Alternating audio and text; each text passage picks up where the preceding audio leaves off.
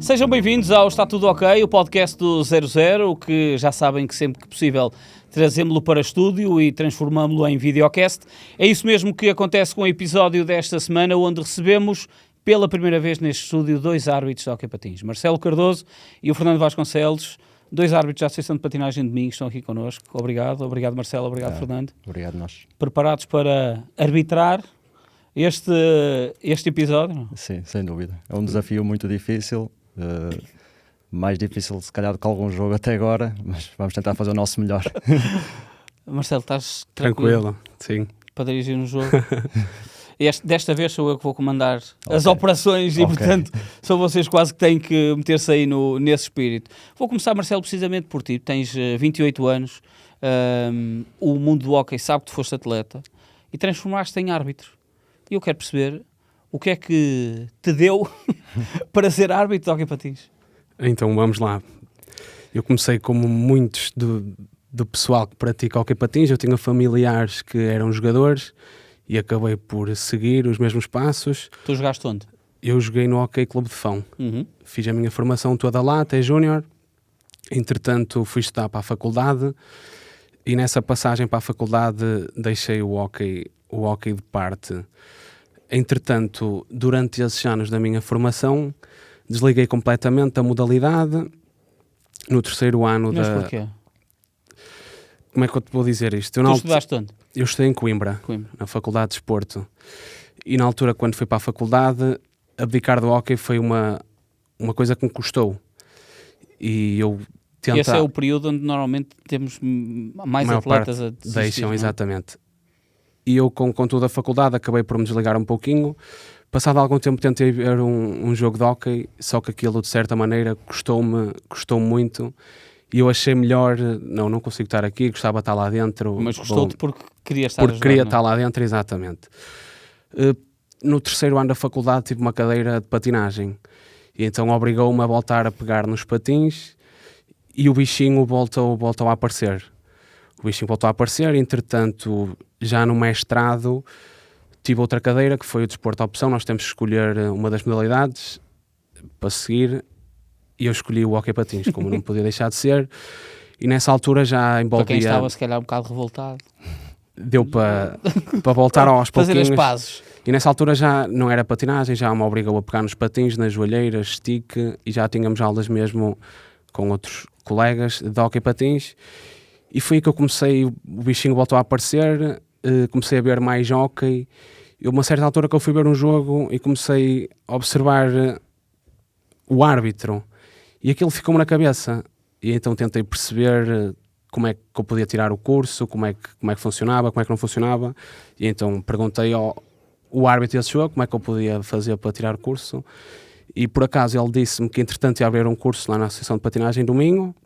Eu inscrevi-me. Era o Carlos Correia. Foi um jogo de formação, era ele o árbitro. Eu tinha confiança com ele, tinha-me apitado N jogos. E no fim do jogo procurei-o e fui tentar saber disso. E ele, como já disse, disse-me que ia abrir um curso, eu inscrevi-me, entretanto fui chamado, que o curso ia começar. E pronto, e aquilo, o bichinho voltou a ficar lá dentro e comecei a apitar jogos de miúdos e pronto, o bichinho voltou em força e nunca mais consegui... Voltei a ver os jogos, mas de outra forma. E outra vez a deixar os patins de fora. Exatamente. E daqui a pouco vamos falar sobre isso, sobre a vantagem que poderia ser um árbitro arbitrar um jogo de hóquei patins ou não. Portanto, vamos falar também sobre isso. Fernando, o teu caso foi diferente. O meu caso é completamente diferente do tu caso eras do árbitro Marcelo. De futebol. Árbitro de futebol. Antes de ser árbitro de futebol, era atleta de futebol. E jogava nos séniores. Comecei no Clube de Futebol da Pousa, que era a Associação de Futebol de Braga. E foi precisamente aí... É engraçado que nós não temos nem o perfil, nem teu, Fernando, nem do Marcelo como atletas. E é um erro do 00. Maior base de dados de desporto do mundo. Temos que ter o perfil destes dois árbitros também como atletas, porque isso é interessante. Eu acho que é a história, não é? Portanto, isso é a história, não há problema nenhum de lá estar. Ok. Eu, enquanto atleta no futebol, nunca tinha passado pela minha cabeça ser árbitro, era continuar a minha carreira como atleta. Como é que surgiu? numa brincadeira, num treino em que eu não podia treinar porque estava lesionado, disseram, olha, vai apitar o jogo, vai... E eu, ok, não estou mesmo vamos experimentar. E assim foi. E eu penso que o tal bichinho que o Marcelo fala, o meu bichinho da arbitragem começou aí. Não da arbitragem do hóquei, mas no futebol. Nesse treino. Nesse treino. O treino passou-se, continuei a minha humilde carreira de jogador de futebol, até que tive que deixar por motivos profissionais.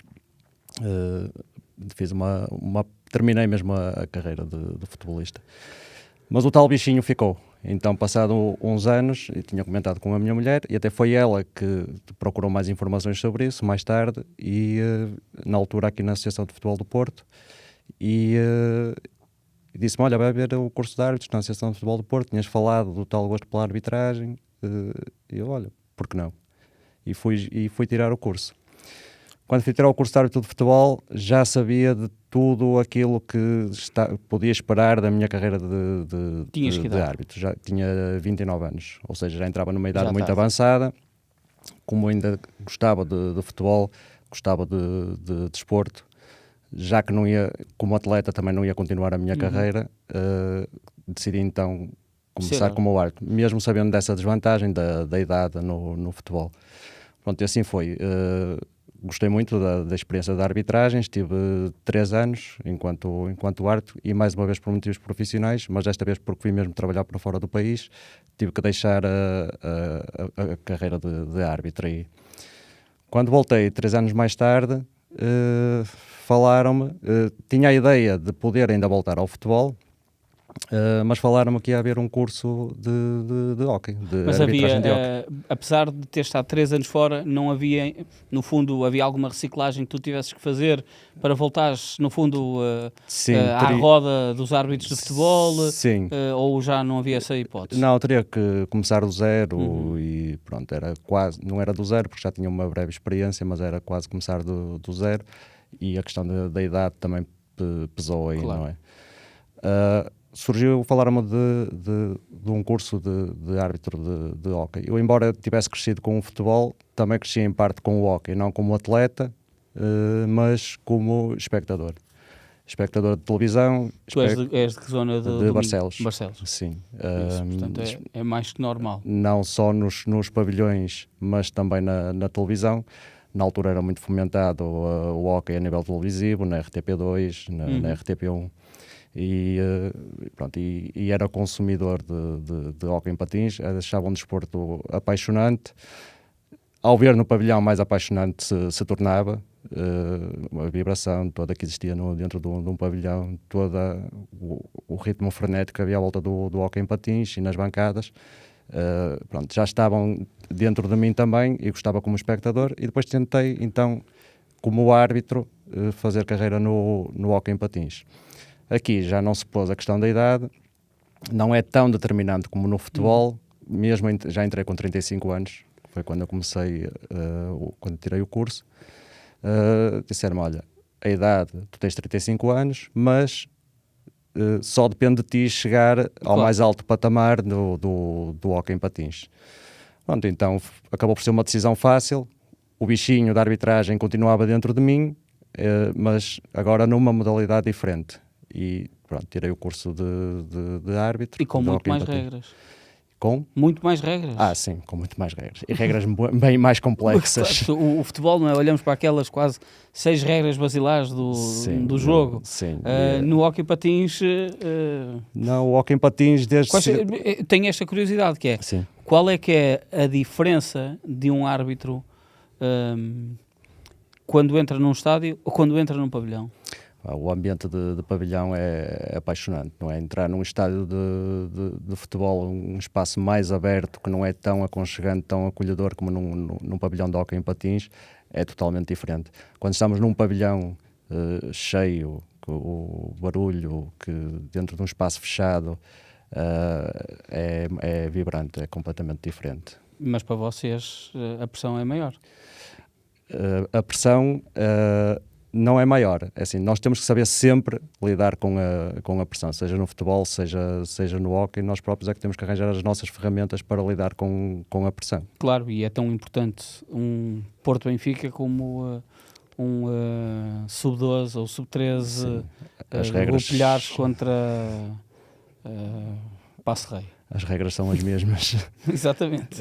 E há toda uma complexidade de regras que temos de estar mesmo focados para conseguir aplicar da melhor forma. Marcelo, quando tu decides ser árbitro e avisas lá em casa que vais ser árbitro de hóquei, o que é que te dizem? Chamaram-me louco, foi a primeira coisa. Disseram-me: o que é que te deu, o que é que te deu para isso? Ninguém entendeu, não tinha nenhum familiar que fosse árbitro. Só que lá está, foi a maneira que eu arranjei de continuar ligado a uma modalidade que tanto gosto. Eu, na altura, quando acabo a faculdade, ainda ponderei voltar a jogar, só que depois pus tudo ali na balança. E como jogador eu sabia, olha, primeiro tive 5 anos sem patinar praticamente, não se vê um futuro e andar numa terceira divisão, sabia que não dava para chegar muito, muito longe. Enquanto na arbitragem sabia que era novo, que era uma situação diferente, gostei da arbitragem e pronto, deu-se assim. Agora em casa já olham para aquilo de uma maneira completamente diferente, dizem: olha, afinal fizeste muito bem na altura, escolheste a melhor opção. E pronto, mas toda a gente lida bem com isso. Tu foste atleta e portanto tu tinhas completo conhecimento das regras do jogo ou não tinhas completo conhecimento das regras do jogo? Havia muitas que não fazia a menor ideia. Qual é que foi a que, não é mais, te surpreendeu, mas é que quando tu acabaste por ler, estudar, perceber quais eram as regras do jogo, tu disseste: isto faz todo sentido e eu não fazia ideia que existia? Desculpa, como é que foi a qual questão? foi a regra, a lei do jogo, tu ao veres que por vezes eu diria que há muitas regras que as pessoas não fazem ideia que existem no hóquei. Certo. E que por vezes vocês, ao estudá-las, mesmo que ainda nunca tenhas aplicado num jogo, achas que faz sentido. Tipo uma regra que existe, sei lá, tipo a bola não pode passar mais que 1,5 m. Eu diria que grande parte das pessoas sabe isso. Sim.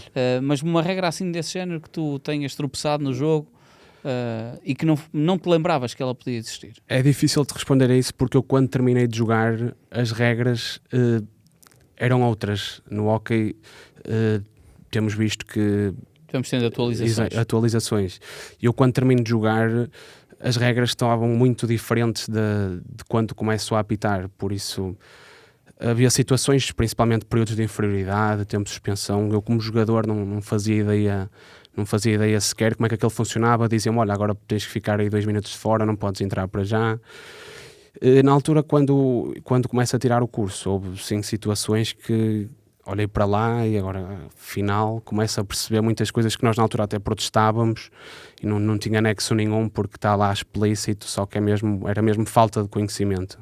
Fernando, a nível de preparação para um jogo, como é que é a tua preparação, por exemplo?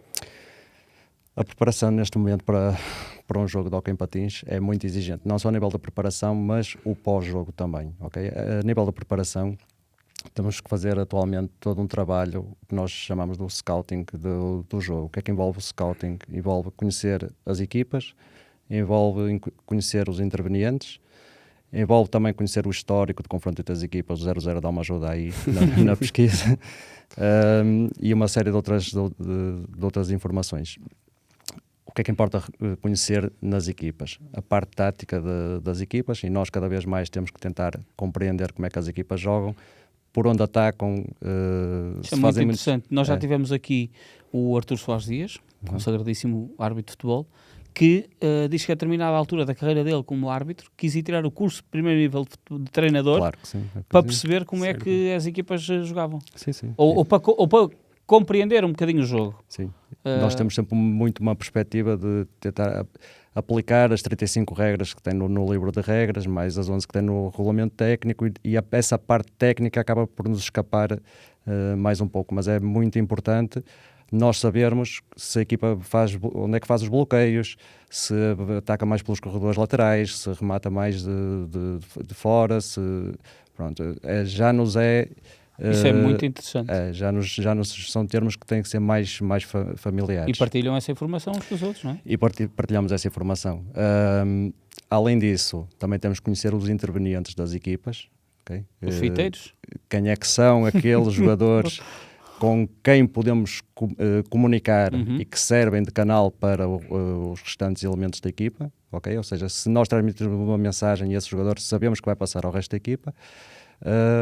Também aqueles que são mais propensos a simular ou a protestar, não só quem está em pista, mas também temos que conhecer os elementos do banco, ou seja, ter um conhecimento muito geral das equipas.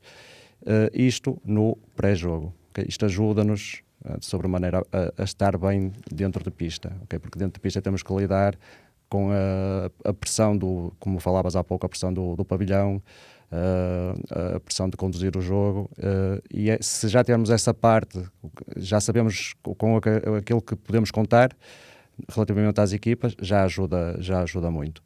No pós-jogo temos a nossa análise crítica, okay? E no pós-jogo nós temos que analisar o jogo que fizemos e encontrar situações em que podemos e devemos melhorar.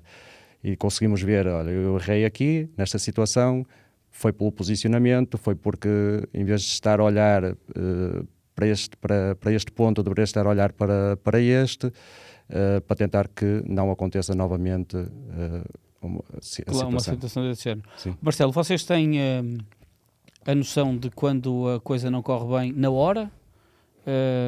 Uns minutos mais tarde, ao intervalo?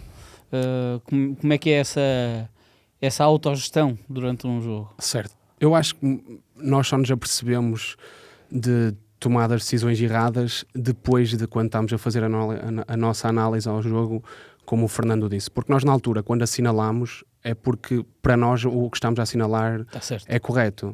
Depois, muitas vezes, quando estamos a fazer a situação de analisar o jogo... Já aconteceu, por exemplo, assinalares alguma coisa e o teu colega dizer, olha, Marcelo, não é assim, é assado, e mudar... porque percebes que ele estava numa posição melhor, conseguiu interpretar melhor o lance. Já te aconteceu alguma situação desse género? Certo, sim. Nós temos situações em que o árbitro está mais perto do lance, decide, e muitas das vezes o árbitro está mais perto do lance, não tem uma melhor visão para essa situação. Nos jogos que fazemos em dupla está previsto, se o outro árbitro tiver melhor posição, se estiver melhor colocado, se tiver a noção nítida do lance, conferimos, falamos os dois, tentamos perceber o que é que aconteceu e se de facto a percebermos que houve ali um erro, corrigimos sem problema nenhum. Está previsto nos nossos protocolos. No protocolo, essa situação. Mas durante o jogo, numa situação normal, em que passa aos dois, um possível erro, essa gestão, não tens essa noção durante o jogo imediato? Sabemos que há algumas decisões que nós tomamos pelo aparato, pelo ruído, que não foi, pelo menos não foi conforme, que alguma coisa ali não está, mas o segredo é mesmo não deixar que aquilo nos afete, temos que limpar a cabeça, continuar e manter-nos focados, porque se ficarmos a matutar naquele lance, muitas das vezes vamos nos desconcentrar. Tem outro erro assim. Exatamente, por isso, se acontecer essa situação é mesmo, nós apitamos, na altura... foi o que me pareceu a decisão correta e então não é muito costume essa situação. Fernando, eu recordo-me no último clássico, no Dragão, o treinador do Benfica ter falado da dificuldade de um árbitro dirigir um jogo de hóquei patins, a quantidade de decisões que tem para tomar. Vocês já fizeram alguma vez uma avaliação dessas? Quantas decisões é que, por norma, vocês têm que tomar? E eu penso que seja estimado entre 4 a 6 decisões por minuto. Vamos tomar o valor mais baixo que eu disse, que são 4 decisões por minuto. Em 50 minutos são 200 decisões. E agora repara, basta-nos errar 0,5% das decisões que tomamos para sermos criticados de alguma forma. O jogo Vocês estão preparados para isso? Estamos preparados para isso. Aliás, quem não estiver preparado para isso, não pode ser árbitro. Não, o árbitro tem que estar preparado para a crítica, faz parte. Ninguém vai aplaudir a equipa de arbitragem quando ela tiver a saída Ninguém. Mas se ninguém falar da equipa de arbitragem, esse sim é o nosso aplauso, porque aí nós sabemos que o nosso trabalho que foi, se passarmos despercebidos, o nosso aplauso é esse. Quando é como no nosso maior o momento que sabemos que as coisas correram bem, é os próprios jogadores de ambas as equipas vêm-nos felicitar olha, foi um bom jogo, perdemos, mas vocês estiveram bem. É o maior orgulho, o maior troféu que conseguimos receber é esse. Ou seja, tu já estiveste no futebol, num nível competitivo mais abaixo que possa ser, por exemplo, um campeonato de placar, naturalmente, mas o nível de respeito existe mais onde? De respeito? Entre futebol e hóquei patins. Eu penso que o hóquei em patins é um mundo completamente diferente do futebol. E acaba por ser um mundo de tamanho onde... E é injusto haver uma comparação. Sim, e os intervenientes são diferentes, o nível de conhecimento do mundo do hóquei em patins é um mundo pequeno, não é? Toda a gente conhece toda a gente, acaba por haver falar-se talvez de forma às vezes mais aberta sobre as coisas e numa perspectiva de evolução. Acho que não existe tanta frieza ou tanta distância como existe no Isso futebol. Até pode levar, Marcelo, a alguma frontalidade que por vezes pode ser mal interpretada por, não diria os intervenientes do jogo, não é? Porque há essa franqueza por parte dos jogadores e por parte dos árbitros também, com certeza, para com os jogadores. Isso é bom, não é, Marcelo? É uma boa questão. Estávamos a falar aqui... Porque aqui é um parênteses quase, que um jogador vai reclamar convosco e pode fazê-lo de uma forma veemente, ou se calhar no fim do jogo vai explicar um ponto de vista, vocês vão perceber que não há maldade naquilo, não é um oportunismo, se calhar. Certo, como o Fernando está a dizer, o hóquei é um mundo muito pequeno, então nós arbitramos jogos...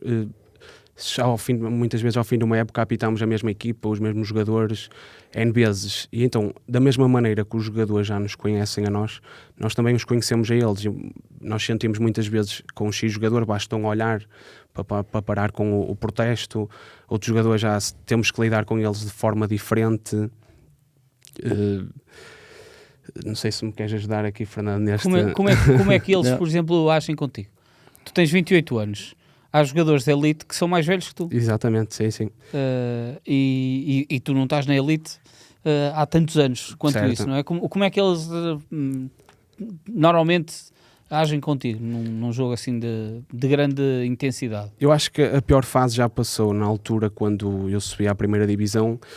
Era normal nos jogadores olharem para mim, um miúdo novo, e talvez pensassem, olha, vamos apertar com ele é novo, vai facilitar. Só que lá está, com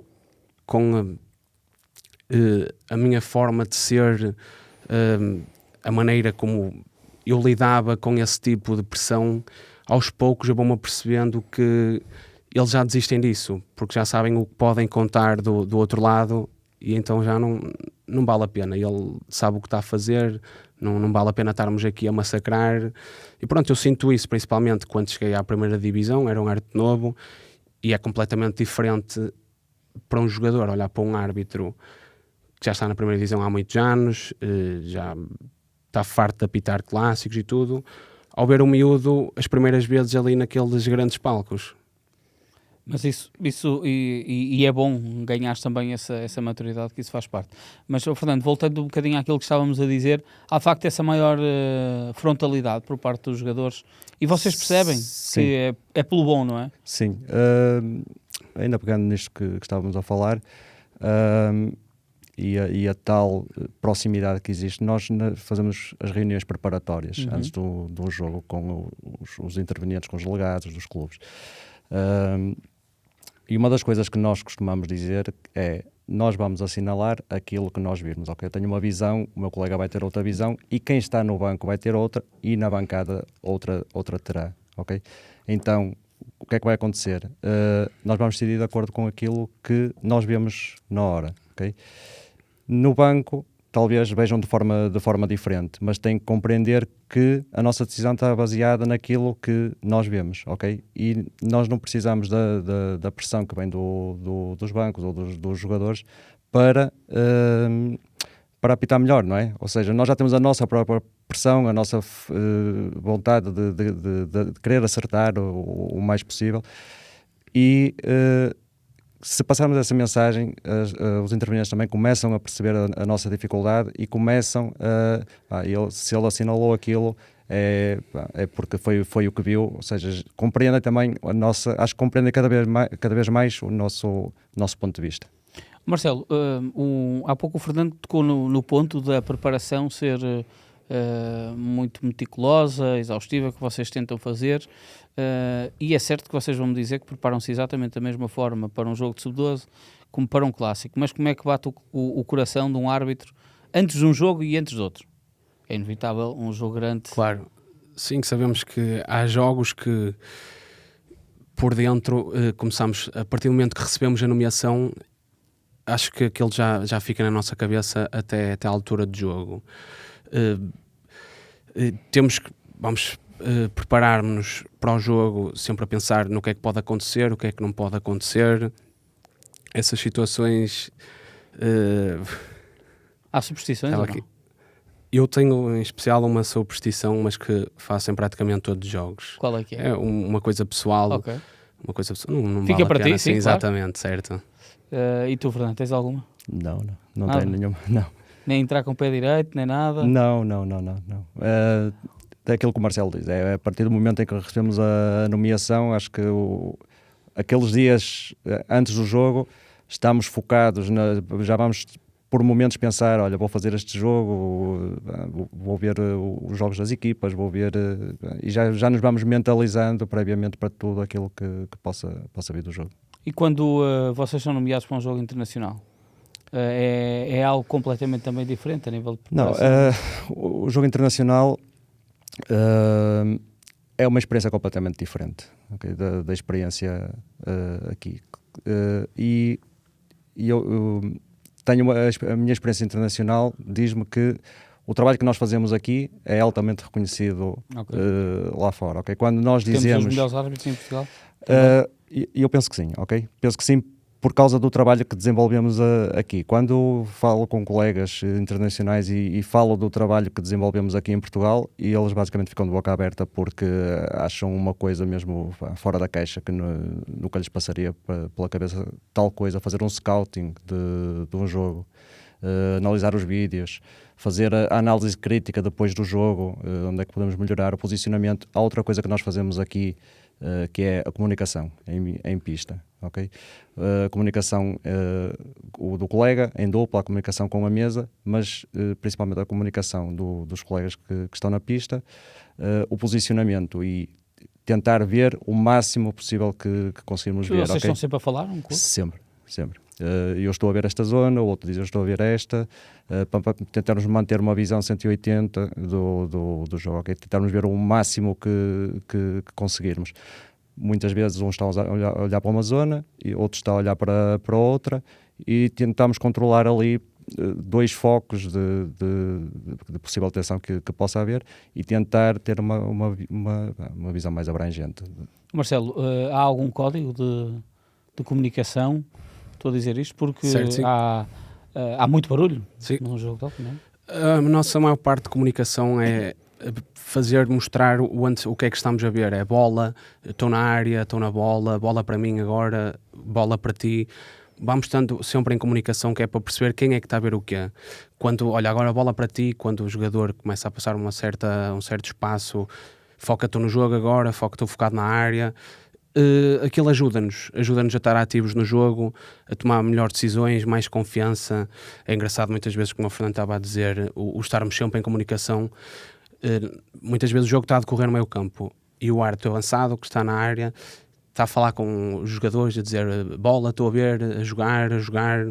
Muitas das vezes estamos a falar um com o outro e o jogador olha para nós e diz: o que é que foi agora? Eu estou a falar com o meu colega, não é nada contigo. É situações engraçadas que acontecem, porque nós estamos mesmo constantemente uns mais do que os outros, mas achamos que corre melhor quando estamos do início ao fim em comunicação constante um com o outro. Essa foi a parte também que te mais surpreendeu durante o jogo, neste transporte de jogador para árbitro? Eu não sentia isso, porque o máximo que eu joguei foi terceira divisão e só havia um árbitro, então claro. não acontecia esta comunicação. E Já vimos, agora são sempre 2 árbitros na primeira divisão, segunda divisão também, mas já houve jogos com 3 árbitros e vocês tiveram nessa experiência, sim. na Elite Cup. Como é que é a experiência de 3 árbitros? Eu acho que tem muitas vantagens. As maiores vantagens que nós sentimos naquela Elite Cup, onde fizemos isso pela primeira vez, a primeira delas é que os jogadores sentem muito mais a presença dos árbitros. E se muitas vezes já pensam 2 vezes se vou lá meter o stick, se vou empurrar, porque sabem que vai ter sempre... Tem sempre um dos árbitros que vai estar em cima deles. Outra situação é a nossa forma... O nosso desgaste durante o jogo. Nós sentimos que com 3 árbitros, chegamos ao fim do jogo e estamos prontos para fazer outro. Com 2 árbitros já há jogos que o hóquei cada vez está mais rápido, em que há alturas que até, olha, nesta altura que havia bem era um time-out. Devíamos ter um time-out também para pedir, porque há jogos que nós fazemos, nós dizemos o cima e baixo, é contra-ataque, jogo partido, e essas alturas são... É doloroso mesmo.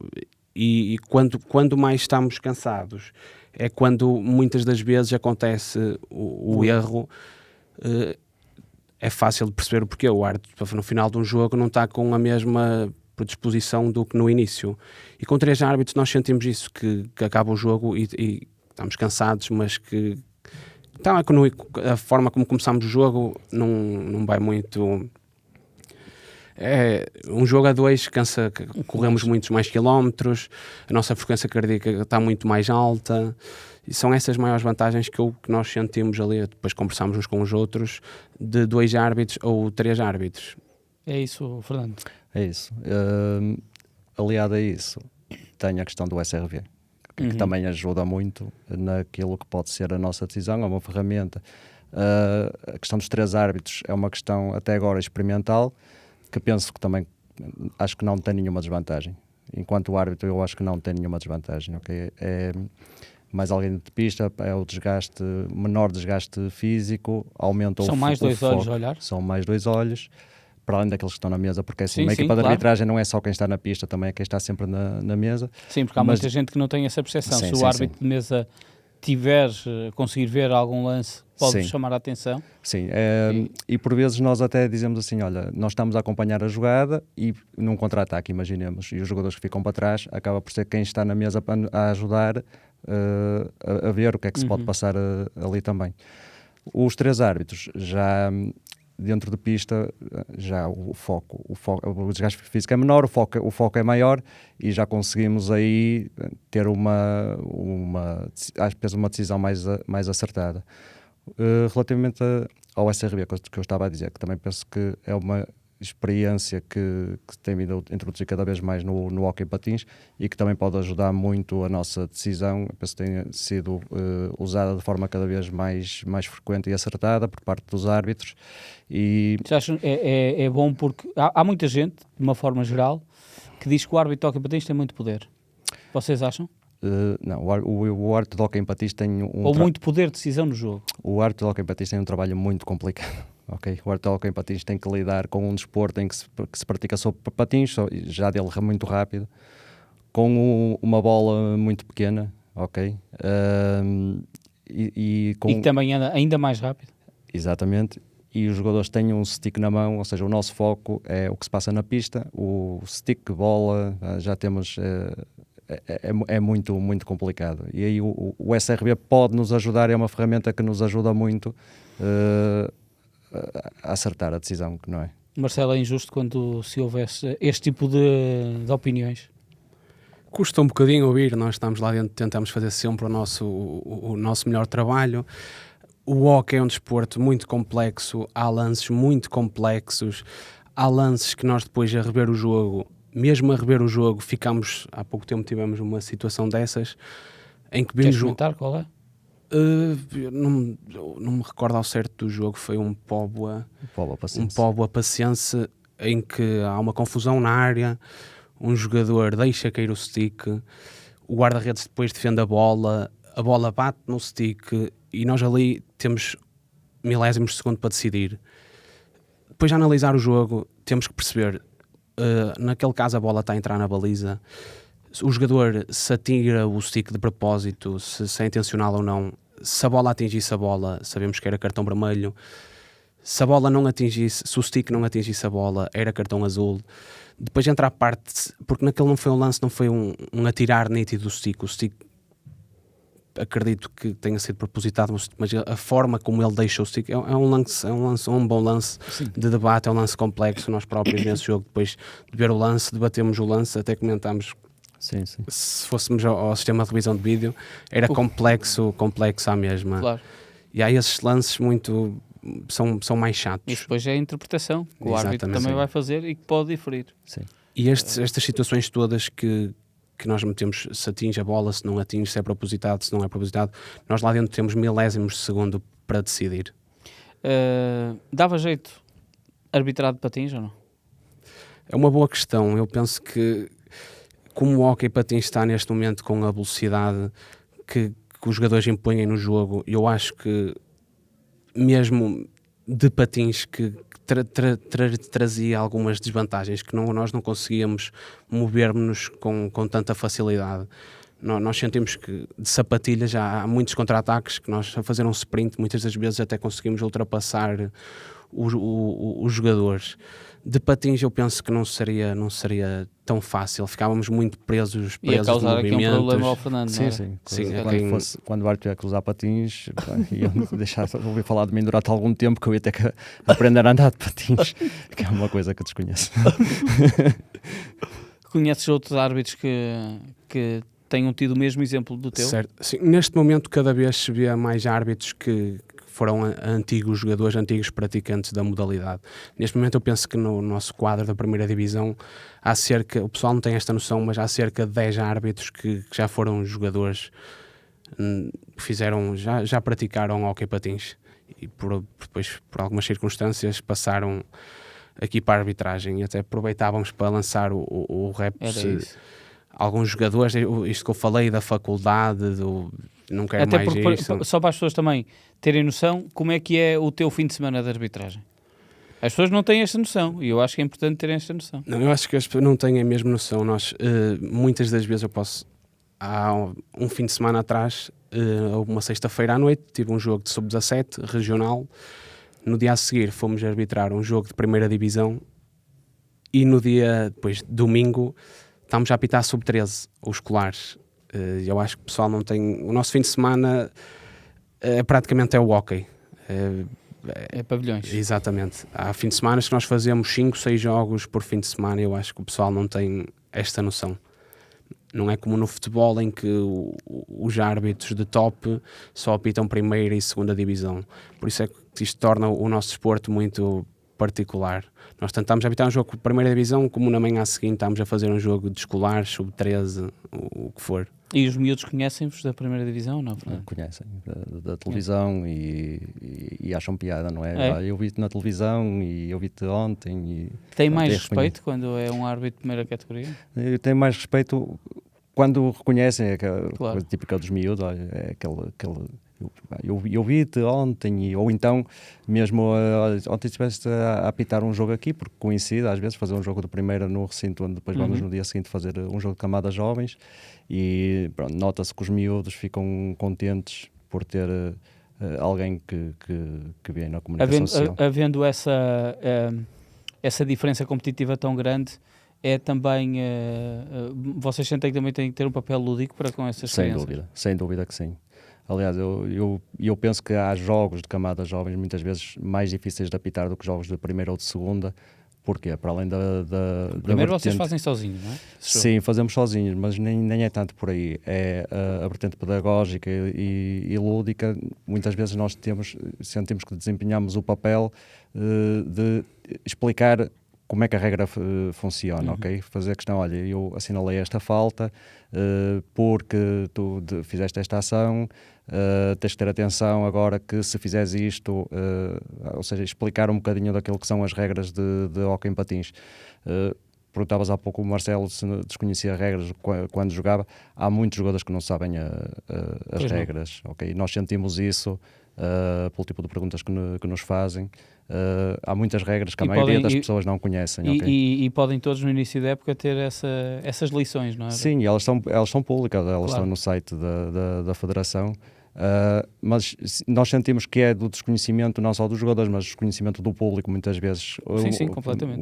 Uma série de regras, arrisco-me a dizer quase todas as regras que existem no livro, que a maioria das pessoas não sabe, não faz ideia. Fica aqui o desafio de quase que num dia haver uma espécie de jogo em que não o árbitro, porque o árbitro tem que estar atento ao jogo, mas uma espécie de alguém da arbitragem só a traduzir para o público o que é que está a ser decidido. Seria uma iniciativa muito interessante. Por causa das pessoas perceberem, não é? Porque até há tempos reclamavas, o público não sabia porque é que vocês davam a contagem no livre direto ou nas grandes penalidades. Agora, felizmente, com o apito, as pessoas também acabam por ter a percepção de que o que é que está a acontecer, mas cada desporto acaba por ter as suas vicissitudes, regras também. Não é? Agora imagina o que é nós termos que sabermos as regras que temos que aplicar, quais é que são as indicações que nos são emanadas, tudo o que temos que fazer, e tomamos essa decisão, não é? E depois toda a gente protesta connosco. Claro. Temos uma grande capacidade de encaixe, uma grande capacidade de superação para continuar o jogo sem que isso nos afete. Claro. Entretanto, veio uma dessas situações, tinhas-me perguntado há um bocado, enquanto estavas na conversa com o Fernando, veio uma situação dessas em que acredito que 99% dos praticantes, dos adeptos, não fazem ideia da regra. E curiosamente, esta regra, o primeiro cartão vermelho que eu mostrei na minha carreira foi por causa de uma situação destas, em que aconteceu um lance em que ninguém fazia ideia e para ajudar deu golo esse lance. E aquilo é tão simples quanto isto. Há uma falta e o jogador que vai marcar a sua falta no seu meio campo defensivo joga a bola contra a parte de trás da baliza. Ok. E a no regra, fundo é um autopasse. Exatamente. Sim. E a regra permite isso, tanto na barra branca como com as redes. E o que aconteceu foi mesmo isso. O jogador, não sei se ele sabia ou se queria passar para o guarda-redes e acertou na baliza. O que aconteceu foi que o jogador toca a bola contra a baliza, recebe a bola outra vez, finta a equipa adversária toda e marca golo. Imagina esta situação, aquele na altura... E não dá golo, isto não é permitido. Não, é permitido. É permitido. É permitido, foi esse lance deu golo, eu validei o golo, o pavilhão veio abaixo, porque lá está, ninguém fazia a menor ideia. Quem é que recebeu o vermelho? Foi o treinador.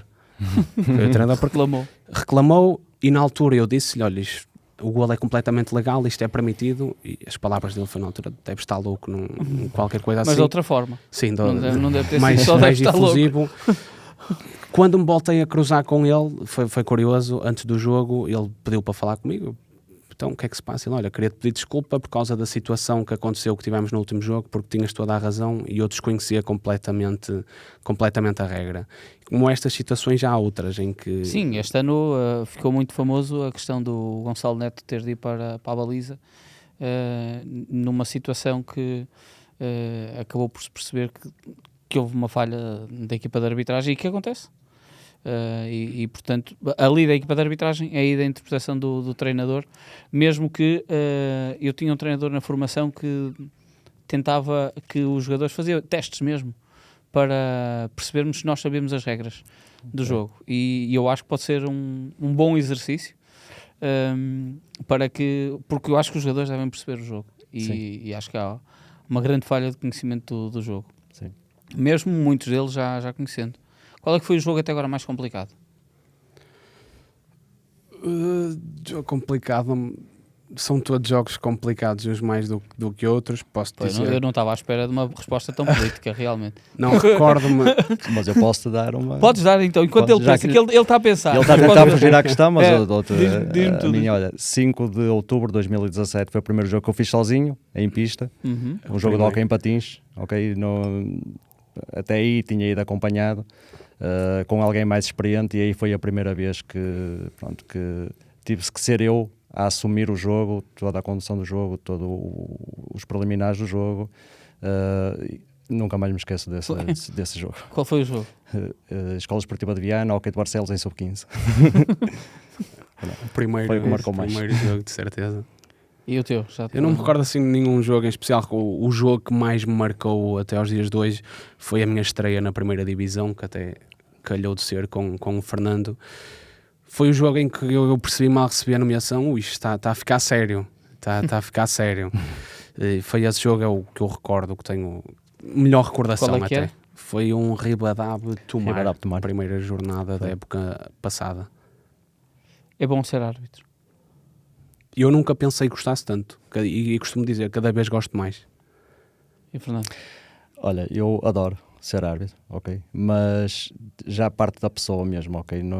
E a pessoa tem que sentir mesmo isso, porque eu tentar explicar a alguém o que é ser árbitro, a pessoa nunca vai perceber, ok? Eu tento explicar, eu falo de arbitragem com amigos meus e o que eles me dizem é, olha, a primeira vez que me insultassem, eu saía da pista, ou insultava também quem estava na bancada.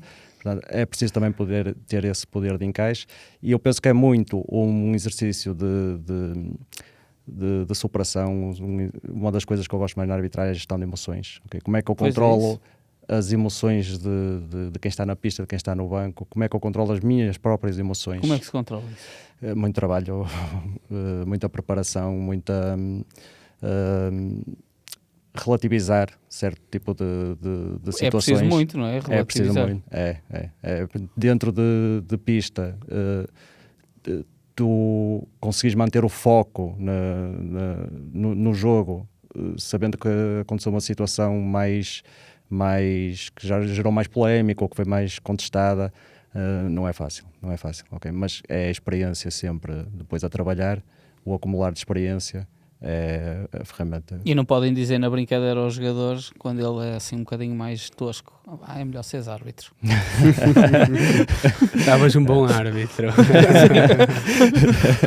Não podem dizer isso para não, Marcelo. Dizemos para dentro. Exatamente. Da mesma maneira que muitas vezes vemos jogadores a falhar um golo de baliza aberta e nós pensamos, ai meu Deus, se fosse eu a cometer um erro destes, a ele batem-lhe palmas, a nós batem outras palmas. O que é que vocês esperam desta época ainda? Em primeiro lugar, esperamos desta época e de todos os jogos é passar despercebidos. O que nós mais procuramos, e muitas vezes nas reuniões preparatórias dizemos isso. Nosso objetivo hoje é passar, fazer cumprir as regras e passar completamente despercebidos, acho que é o nosso principal objetivo em qualquer jogo. Ficar fora dos holofotes, que nem sempre é possível. Fernando, eu acredito que quem coordena o vosso trabalho muitas das vezes pede-vos opiniões. Uhum. Se publicamente tivessem uma oportunidade de acrescentar uma regra no hóquei, qual é que o Fernando qual é que acrescentavas? Olha, eu acho que esta época existiram algumas alterações nas regras muito benéficas, desde logo o penalti, o livre direto ao apito. Acho é de mais evidente. Para vocês. Sim, sem dúvida. Já vinha de trás a questão do patinho. Aí é que dava jeito o terceiro árbitro, porque um ficava a ver o guarda-redes, outro ficava a ver o stick e o terceiro árbitro a ver quem é que saía da outra área, não é? Verdade. Não era fácil para nós, veio simplificar muito, tal como o patinho na área, saber se era propositado, se não era, claro. Também veio ajudar muito. E eu falaria mais em ferramentas para nos ajudar em certo tipo de situações, que é saber se a bola entra ou não entra, saber se a bola passou 1,5 m ou não. São decisões para nós muito, muito complicadas. Eu dou-te um exemplo de um jogo que eu fiz 3 ou 4 anos, em que nas imagens se vê claramente que a bola está lá dentro. Não há dúvidas nenhumas, quem está na bancada também não tem dúvidas nenhumas, e eu estou bem posicionado e nunca vejo a bola lá dentro, nunca posso validar um golo se nunca vejo a bola lá dentro. Vejo as imagens mais tarde e errei. Fiquei desiludido comigo porque não via a situação. Se tivesse aí a ferramenta que me ajudasse a saber se a bola transpôs a linha ou não, seria muito benéfico, sem dúvida. Sim, mas aqui fazendo até um bocadinho a tua defesa, acho que não deves ficar desiludido contigo, porque na hora tu não viste a bola lá dentro. Não vi. E portanto, tudo o que sejam críticas de não viu porque não quis, e acho que vocês escolheram ser árbitros, já sabiam que essas críticas iam aparecer, não é? Portanto, a tua consciência com certeza que fez aquilo que tu... Sim, é tal experiência, melhor, o acumular de experiência, e na altura a minha experiência não era diferente, e fiquei depois de ver o lance, claramente fiquei afetado com essa situação. Tive que superar e perdoar-me a mim mesmo o facto de ter acontecido aquela situação. Marcelo, e contigo? Mudavas aí alguma regra ou não? Eu não mudava nenhuma regra. Eu acho que as regras têm... Ou acrescentavas alguma? Não me recordo assim nenhum. Eu acho que as regras têm aparecido no início, já era a toda a gente ali. Será que isto é bom? Principalmente quando foi a situação do patinho, toda a gente falava, estão a acabar com o hóquei. E nós vemos, acho que a opinião é unânime, que veio ajudar muito ao jogo. O jogo para muitas menos vezes. Se havia lances complicados, eram esses, se era bola no patinho, se era patinho na bola. E desde o momento que essa regra entrou, vemos... É raro ver-se um jogador a chutar uma bola, o que acontece é confusões na tabela, tira de lá a bola, e não vejo mal nenhum nisso, e vem-nos ajudar muito. Foi mais um peso que nos tiraram de cima, porque lances complicados de analisar eram esses. Tenho uma última pergunta só para vos fazer. Qual é que foi o insulto mais engraçado que ouviram da bancada? Queres começar, Marcelo? Eu estou aqui a pensar, já nós ouvimos tanta coisa. Assim, eu não quero aqueles impropérios certo. Habituais. São daqueles engraçados que vocês tipo, não estão à espera e de repente, pá, quem é que se foi lembrar desta? Lembro-me de uma situação que era, normalmente uso barba, ok? Sim. Houve uma altura que decidi cortar a barba e disseram-me da banca, cortaste a barba, ficaste mais burro, assim, uma coisa assim, do género. Marcelo, acho que podes usar essa para ver se ouves o mesmo insulto. Vai haver um dia que eu vou experimentar. Para já ainda foram meigos por contigo. Sim, o que ouvimos muitas vezes é ter o cabelo da frente dos olhos quando nós não temos o habitual a essas situações. Muitas das vezes há jogos, principalmente as camadas jovens, aqueles jogos... Há jogos que nem ouvimos o que é que se passa, estamos tão focados que não... Aqueles jogos de miúdos, de vez em quando acontece assim um comentário ou outro que nós próprios nos rimos com o que está a ser dito. Marcelo Cardoso, Fernando Vasconcelos, obrigado por terem vindo aqui ao 00 e ao Está Tudo Ok, falar de hóquei patins e de arbitragem, numa visão que nós já tínhamos prometido que também iríamos trazer cá, antes de começar a fase completamente a ferro e fogo, não vamos dizer sério, que é sério, é todos os jogos, mas esperemos que o resto da época corra bem a vocês e a todos os outros do quadro de árbitros nacional e também internacional, que é bom sinal que as coisas correram bem, sabendo e tendo a certeza que vão existir erros do vosso lado e dos jogadores que estão também em pista, e é quase certo que os treinadores vão também dizer que a culpa é dos árbitros. Sim, quanto a nós, obrigado pela oportunidade. Eu acho que é muito interessante nós também darmos a nossa visão sobre aquilo que é o hóquei patins, sendo nós os principais responsáveis por garantir o espetáculo, a integridade dos jogadores, que tudo corra bem. Nem sempre, ou muitas vezes é difícil explicar os nossos sentimentos, a nossa visão, e obrigado pela oportunidade de estar aqui hoje para partilhar um bocadinho contigo. Obrigado. Eu gostava de te agradecer pelo convite e depois lançarmos aqui o desafio. Nós vemos todos os dias em todos os pavilhões. Há muita gente na bancada que de certeza dava excelente árbitro, que eles opinam tudo, comentam tudo, têm certeza de tudo. Agora, sem deste tom de brincadeira, lançar o desafio a praticantes, adeptos, treinadores, o que for, porque se tiverem a oportunidade para tirarem o curso de árbitro, falem com as associações territoriais, porque vai haver, de certeza, vão ver isto de outra forma e quem sabe não vai-se arranjar futuros árbitros.